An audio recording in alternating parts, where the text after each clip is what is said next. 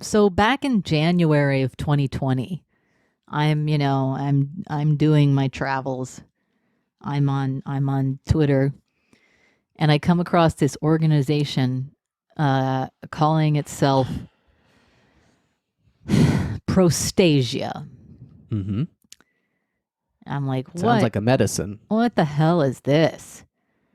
Okay, what is it? Well, Prostasia is, it says, an organization dedicated to preventing child sex abuse.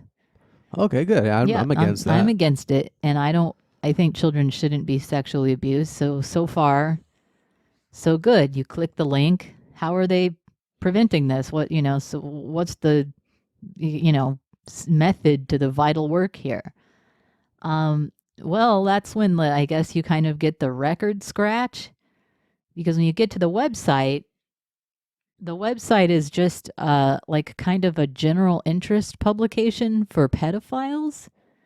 Just like, here are issues and ideas that are of interest to people who have sexual interest in children. Mm-hmm. Like, Okay. there are lots of blog posts about like why it's so fucked up that fanfiction.net won't let you post NC-17 fanfiction about Dora the Explorer.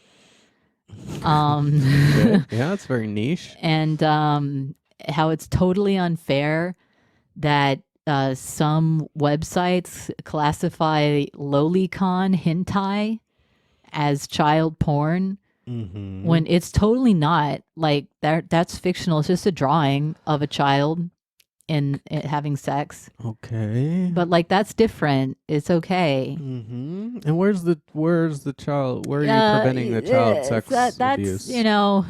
What are you doing on that front in particular? You seem to have a lot of side projects. And then also there's a lot of stuff about child sex dolls.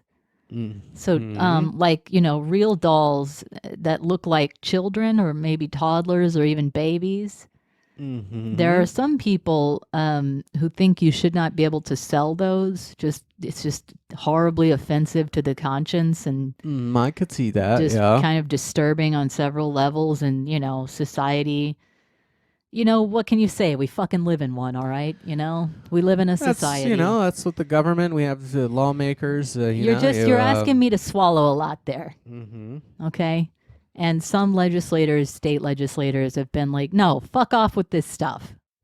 All right. I can't control what you think about in your mind while you're whacking off, but, I don't like the idea of you selling a baby sex doll, especially considering that some of the baby and child sex dolls that have been sold online are based off of images of real children, photographs of actual children that were used without parents' consent. That just seems like something you could have avoided. It just seems real fucked. Mm-hmm. At any rate, that's the kind of stuff you mainly see on the Prostasia website. They've also got other interesting, I guess, side projects. For instance, they think it's important not to really use the term pedophile. They want you to use the term MAP, minor attracted person. Yeah, they have weirdly strong opinions about the The nomenclatures. Yeah. The nomenclatures are the huge. nomenclatures. The nomenclatures That's are weird. huge. When do we get to the part where you're stopping the child sex abuse? Well, so it turns out that is there like a tip line? Is there a Well, so it turns out that the main, I guess,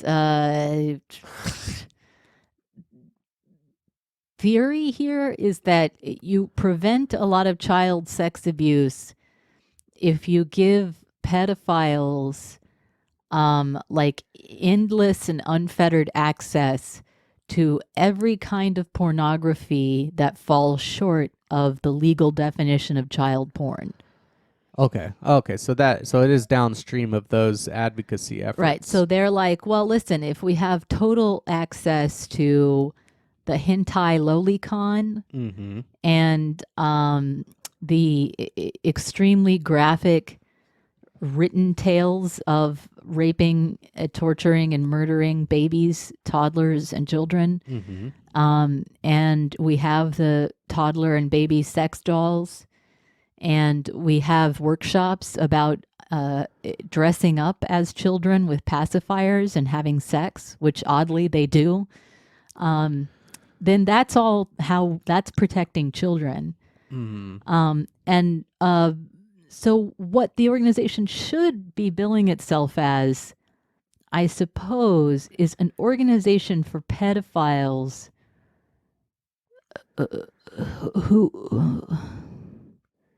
who believe that they can help. The pedos are saying, look, you got to give me the porn or I'm going to have to do a child. And that's the mechanism. It's like, right? Yes. Right. Well, it's like saying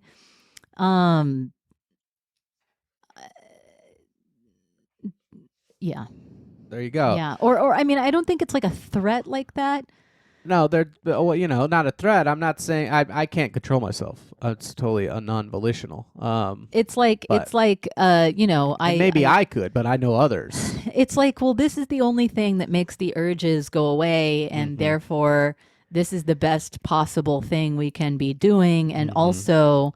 So this is an organization that advocates for us to have access to these things, and also kind of like broadly advocates for our rights and to destigmatize us. And that seems to be another of their projects, is to say this is a form of sexual deviance, not unlike in many relevant respects other kinds, which gets them into all sorts of problems, because people reasonably are like, no, a gay person is saying, actually, my being gay is not like you wanting to have sex with kids. Please, please, please, please don't. Yeah, I don't think that's a fair comparison. But they do that. They play that game, and they're like, it's just another form of being a sexual minority. And I'm not saying they should do it, but in terms of the mental state, it's just like being bisexual or lesbian.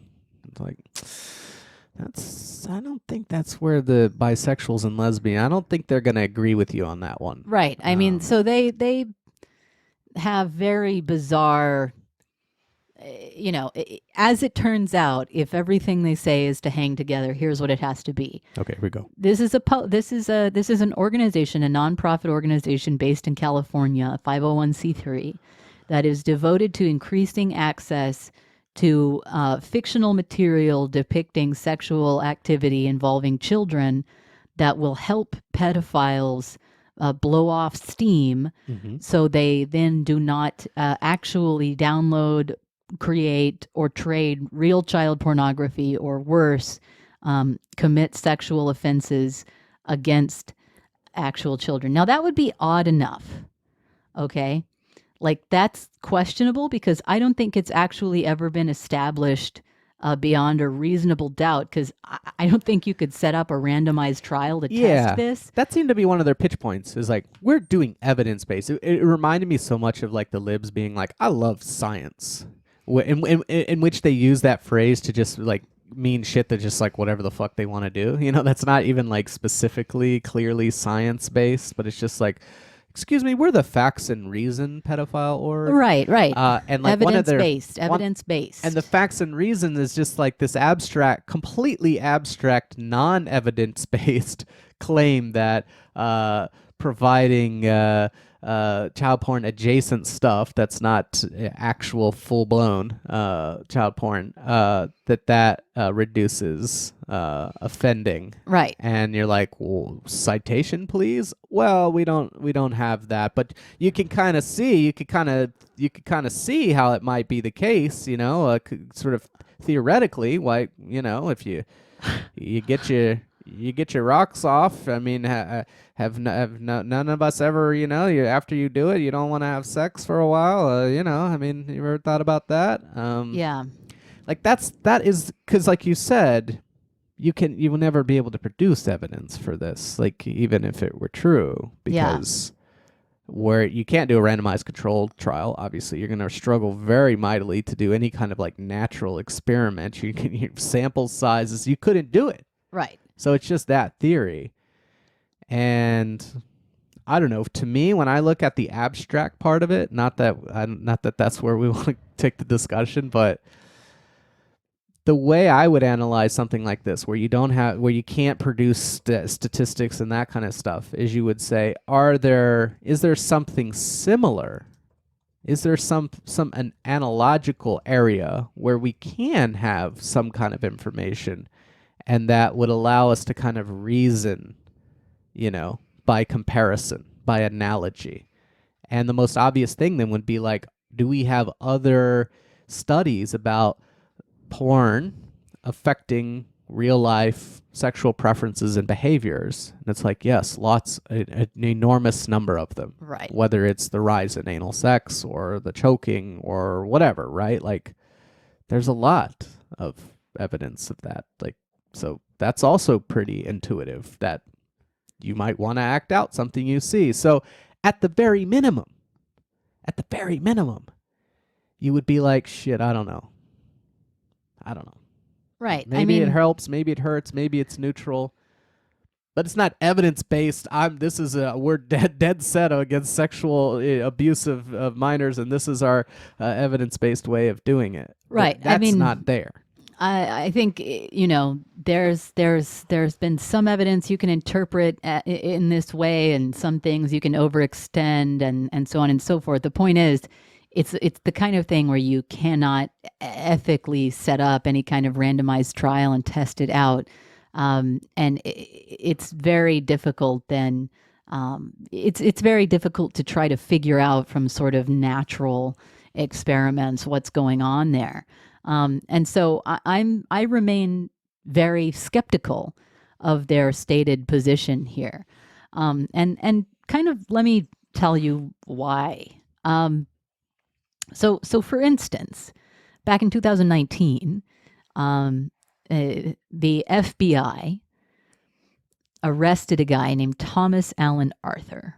And Thomas Allen Arthur was a guy in Texas who was living in a little ranch house, living off of subscriptions to a couple of websites that he ran. And one of them was called MrDouble.com. And it was a subscription-only erotica website just for stories, right? Text only, it said, although he acknowledged some people had cartoons, pictures on their author profiles. If you subscribed, you got a discount. Or if you subscribed and contributed stories, you got a subscription discount. If you subscribed and only read, you did not get the discount. He had a few hundred subscribers. That's it. It was not indexed, right, on search engines. So you couldn't just search stories about kids having sex and this would pop up on Google. And the FBI wanted him for obscenity charges, right? So the FBI had arrested someone, clearly, who was a subscriber to this website on other charges. And they had gotten a hold of his login credentials and then began monitoring this site. What they found in the course of monitoring this website is that several users who were on this website with text-only erotica about children were using the same usernames across other platforms, message boards, and so on that the FBI was also monitoring to trade actual child porn. The other thing that they were able to do was get a hold of people's credit card information, figure out their actual identities, and then determine that several of these users had actually molested children. They had convictions for child sex abuse. And they were subscribed to this text-only child erotica website. And some of those same people were also trading child porn actively, right?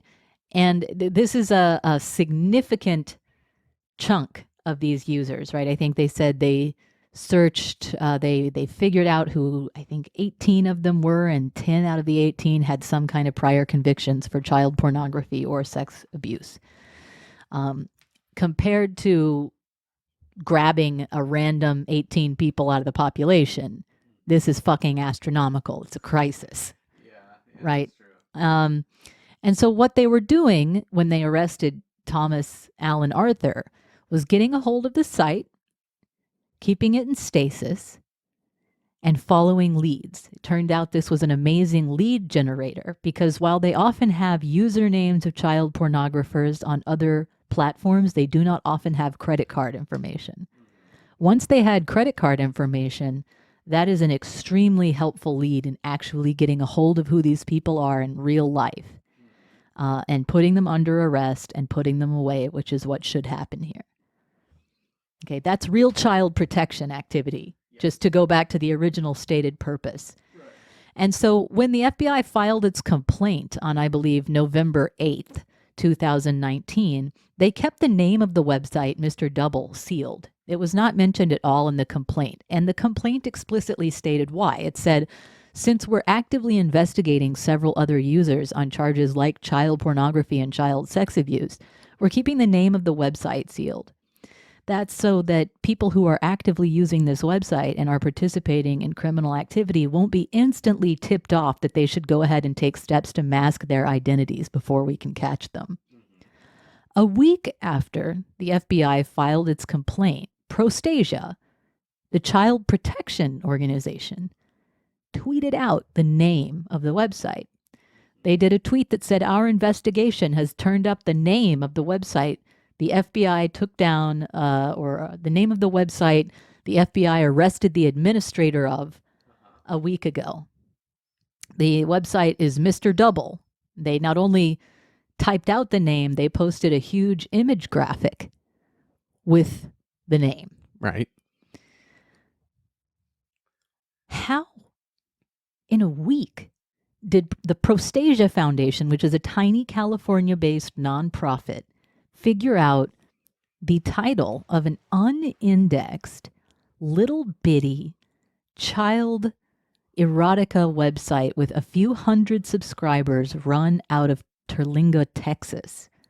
Well, they're just good researchers, man. Which hadn't even been pulled down. It was just that the FBI had arrested the guy who ran it. How on earth? Yeah. Well, and then also, why did you publish it? And then, unless they just disagree with the idea that keeping it private is helpful. And then, why on God's green earth, when you know the FBI, because they stated it explicitly in the complaint, is trying to run down leads on people who are actively trading real child pornography and who have real convictions for child sex abuse, when you know the FBI is actively running these people down, why would you publish the name of the website to tip them off? Mm-hmm. That is the opposite of the whole child protection mission there. Right. I have a really hard time understanding that. I get that you think that people need their erotica, but look, is this not, how does this not cause problems for your theory? Right? That people have all of the spank material they could ever want. This website, according to the FBI's complaint, had tons of written erotica about raping, torturing, and murdering babies, infants, children by teachers, preachers, parents. It had whole incest sections, etc. Anything you want to read about the sexual degradation, humiliation, and torture of little kids, you could access on this website. And yet, users of this website with full access to this material were still active on other platforms, actively trading real child pornography. It seems like your method here is fucked up and not working, guys. Well, but maybe in the counterfactual.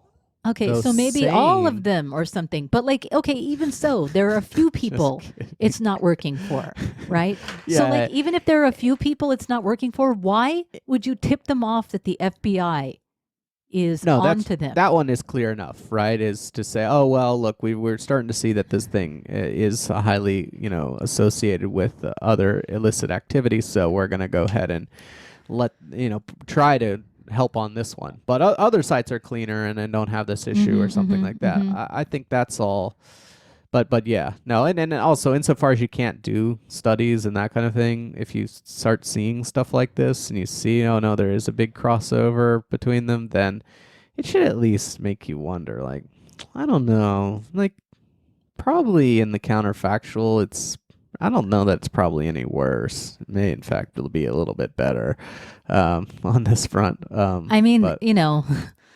I don't know. Maybe not. I just cannot get my head around, even if you don't agree with prosecuting Thomas Allen Arthur for obscenity. By the way, it also turned up during his trial for obscenity that he had raped a woman and sexually abused the 4-year-old daughter of an ex. Whoopsie-daisy. Even if you disagree with obscenity charges in general on free speech grounds, you're not a free speech organization. They spiral into that periodically for reasons I don't understand. Yeah, they have lots of opinions about topics that are other than that, and weirdly, the opinions always converge in the direction of something that might actually facilitate both illegal and maybe borderline illegal pedophilic activity, but for other reasons. So, like, they've got an opinion about the de-anonymization of the Tor network, right? And you're like, okay, so you're like the Electronic Frontier Foundation, and you're like about privacy. You're like, well, no, we're a pedophile org, but we have the same opinion on it for the privacy reasons. And also, what about like oppressed peoples and authoritarian regimes? Like, that's our big thing. It's like, wait, what? It's just very confusing. What? Because it's also used for CP, and you're the pedo org. You're the child protection org. Maybe I would just stay out of that one. Yeah, I don't understand. Like, it's very strange in that respect. Yeah, I mean, sort of spiraling purview. I'll go ahead and cut through the what the fuck am I even trying to get at here? But I think it is reasonable to speculate that, looking at the behavior and the kind of positions that are taken, that in fact this is not a primarily child protection organization, yes. And that is instead perhaps interested in the normalization and promotion of the interests of what they call minor assisted persons, minor attracted persons, right? Minor like, so this is it's a problem where a NAMBLA type organization. Right, you're free to be a pedophile rights and interests organization. Like, that's something you can do in the world, or you can be a child sex abuse prevention organization. I feel like you got to pick one.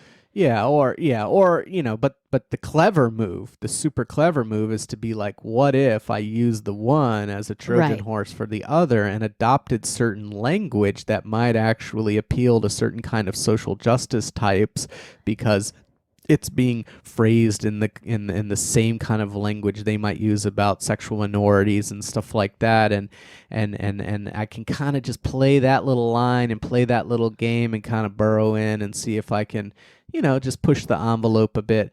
I mean, honestly, that's what seems to have happened, and frankly, I mean, that's probably the most charitable reading of why Mr. Noah Berlatsky, who was the... So, the story here is that in 2020, January of 2020, I happened upon Prostasia at the time I was about to begin my job at the New York Times.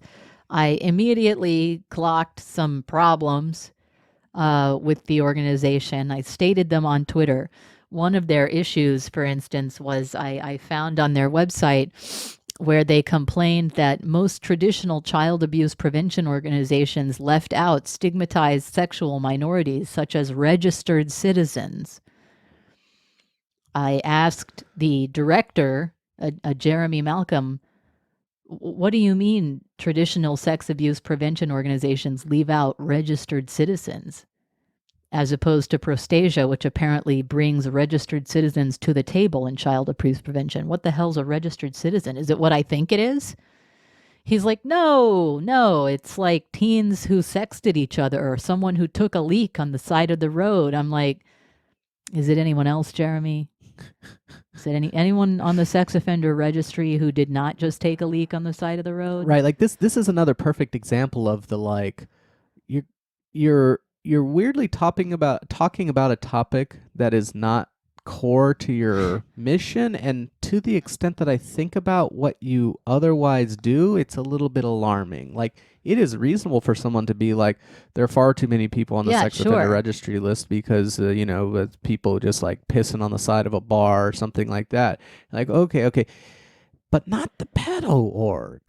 That's where you don't, because now you're like, wait a minute, what's your interest in trying to kind of discredit this? And is it really that you're worried about some over-inclusion of right? And again, people? I think it's completely fair to say the sex offender registry is over-inclusive. It has serious problems. Is there evidence for it being effective? Yada, yada. I think all of those are completely fair critiques. I think even the people who are the most critical of the sex offender registry as a policy would not say all people who are on the sex offender registry need to be brought into active roles in child sex abuse prevention. Right. Right? Which is weirdly enough, apparently Prostasia's position. Mm-hmm. Based on a bunch of stuff I then screen capped and turned over to my editor when Prostasia complained to my editor about me. Now, my editor saw it my way. I wasn't forced to retract or apologize or anything. I was in the right. Prostasia was told to fuck off and get lost. That was it. I remember Jeremy Malcolm emailed me angrily. I told him never to speak to me again in any way, shape, or form, and that I was going to get an exorcism for my inbox. He angrily emailed me back and said, I'll contact you whenever and however I wish, and then never contacted me again. Mm-hmm. And that was that. And some of you may remember later in 2021, in a completely unrelated incident, I saw a screen cap someone had posted of a tweet from the writer Noah Berlatsky where he said, and this was all the screen cap said, Berlatsky said if a child asked him to get a tattoo, he would seriously consider it, because children have bodily autonomy. Mm-hmm. For me, this fit into a years-long genre that he has written in on how parents are a tyrannical and oppressive class. These are his words. Yes. And that they get in the way of children's bodily autonomy. To me, this has always registered as very similar to this kind of 1970s French intellectual I guess disease, like they all got mentally fucked up in the 70s, and a bunch of French intellectuals that you can otherwise respect signed a letter arguing that there shouldn't be age of consent laws. And it was every big name in the game. It was just pathetic. And Foucault, Sartre, Derrida. And they said the reasons were basically this, that children are people too. They have sexuality, they have bodily autonomy. Parents, and the state in that respect, enabling parents are tyrannical. And so on and so forth. And I mean, it's, in my opinion, lunacy. I find that insane. That's just one woman's opinion. Sure, right. But the key here is that the arguments are parallel, are equivalent, right? Right. So they're very similar to the arguments that he has made for years. Not that he ever said, to my knowledge, there should be no age of consent laws, just that the arguments about children's bodily autonomy and innate sexuality. And, it's the same premises. Right. And if you're familiar with this very, very famous intellectual, what now is seen as quite an embarrassment. Right. This total humiliation of the French intelligentsia. If you're familiar with it, you see it right away and you're like, wait a minute. And you wouldn't, it's at least worth kind of pointing out, do you know where this typically goes? I want to say that this is like, especially if you do any kind of philosophy or, theology in my case, philosophy in yours, but if you're involved in academia in any way, it's like a famous cautionary tale about how unreasonable excesses of particular theories can divorce you so radically from any kind of practicable ethics that you wind up in just obviously stupid and ridiculous positions that humiliate the whole movement. Mm-hmm. Right? And so this is a fairly well-known thing in academia, that this is a hole you can fall into. You get way too wrapped up in your stupid, whatever, effective altruism or something like that, and you wind up saying it's actually better to sell your mother's organs than to visit her in the hospital, or something completely fucking demented like that. At any rate, when I saw that screen cap, I admit it was later in the evening. I was in a jovial sort of mood, and I replied not to Mr. Berlatsky, but to the individual who posted the screen cap. Haha, yeah, buddy. Parents are tyrants. Children have autonomy. Don't let me catch you within 500 feet of an elementary school, because that stuff does remind me of that strain of thinking, right? Right. I feel like I'm reading this letter now, and one of the points they make is they say 13-year-olds are given the pill for what doing? Huh? If you can get the birth control pill at 13, why can't you have sex with an adult at 13? Maybe they're having sex with 14 and 15-year-olds, which is quite a different thing. At any rate, the New York Times was very upset. Mr. Berlatsky contacted the Times and asked for a complete retraction, apology, etc. The Times contacted me, what the hell's wrong with you, blah, blah, blah. I'm like, well, look, here are my reasons. I just think this is a strange line of argument to me, and I do find it somewhat concerning. I admit this was let's say a flippant way of phrasing my concerns. And so they're like, just say it was a dumb tweet. And I'm like, okay, said it was a dumb tweet. I say all my tweets are dumb. It doesn't really mean anything. And that was that. That was the end of that. It became a kind of meme on Twitter that this was a transphobic tweet in some kind of way. Because apparently this tweet had happened in a long thread where he had been talking about why he's okay with kids transitioning. Mm-hmm. But I only saw the screen cap about tattoos, so I had no clue that this was involved in any conversation about transitioning. Right. I just thought this was part of his ongoing genre about parental tyranny and autonomy and children and so forth.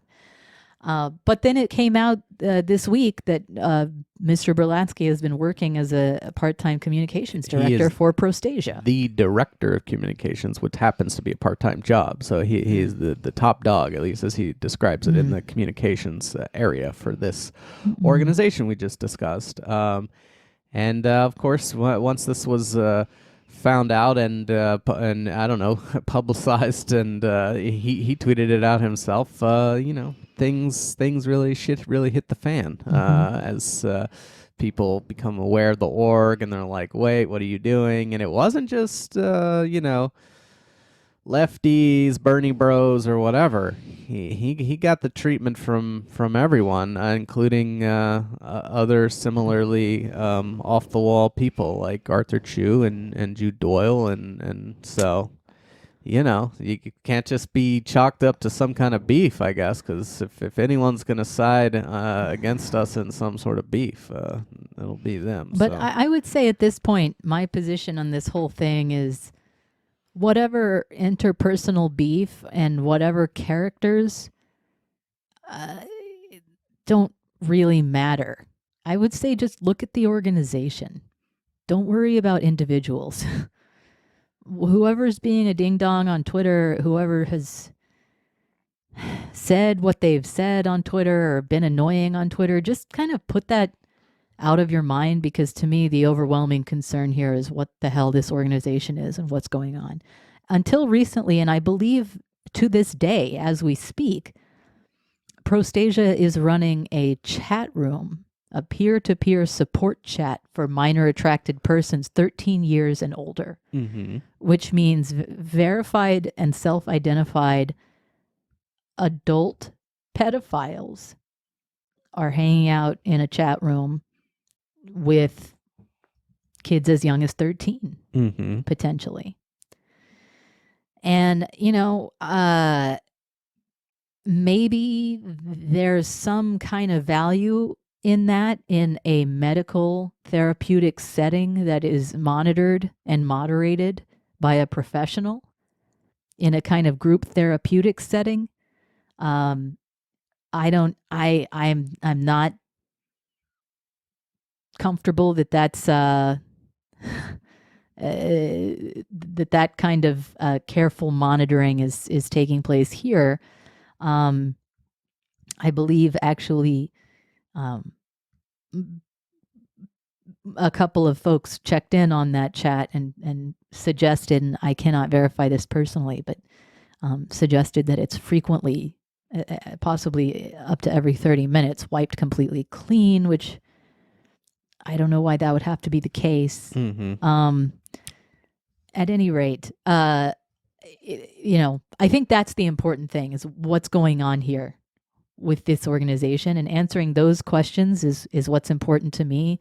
I would leave alone the individuals involved, because it seems bigger than that to me. Sure. Alrighty. So, bit of a downer, but there's always Jerry Jones saying, "Why not start the day off fucking it up?" Start that one up, yeah. Well, why not just start the day fucking it up? I agree. That's a good me way every to start day. It. That's how I get out of bed. That's what keeps me going. All right. Thanks for tuning in, folks. Bye-bye. Bye-bye. Adios, mofo.